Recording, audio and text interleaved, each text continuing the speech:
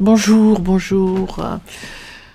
Combien de fois ai-je dit que la géomancie était pertinente? Alors, c'est vrai que le mois de mars, c'était un mois qui a permis de vivre quelques répits.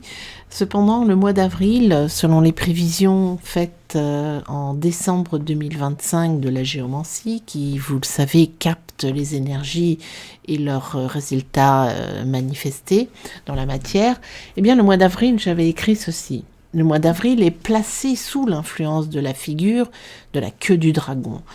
La queue du dragon, en latin, se nomme Cauda Draconis. C'est une figure en analogie avec Saturne, le grand maléfique, qui rappelle le sens concret et les limites que l'on doit intégrer. Cette période peut se révéler très difficile, car elle est souvent synonyme de perte d'énergie, de rupture d'équilibre, d'échec ou de trahison, qui serait possible à ce moment du mois d'avril. Et les actions entreprises peuvent souvent engendrer des discordes et des tensions.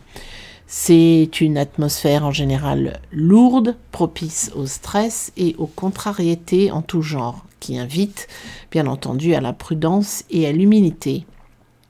Toujours dans cet article du mois de décembre 2025, j'écris du 2 au 17 avril.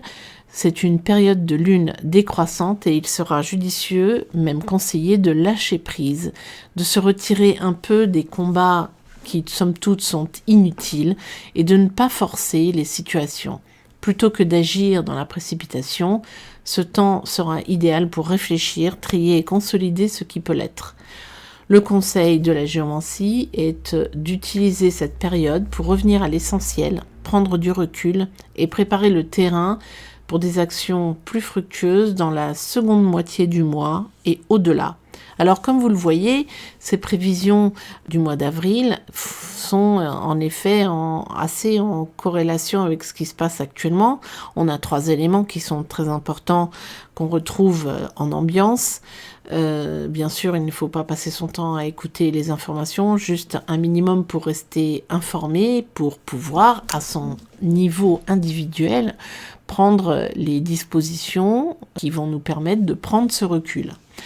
Donc, nous avons le bruit des bottes qui est incessant et permanent sur tous les canaux de communication. Donc, le bruit des bottes incessant à l'extérieur. 2, les moyens qui nous sont mis à disposition de locomotion, qui sont encore les moyens que nous avons pour nous évader et surtout pour permettre de se rendre à son travail, bien entendu, ou d'aller d'une ville à une autre pour consulter un médecin.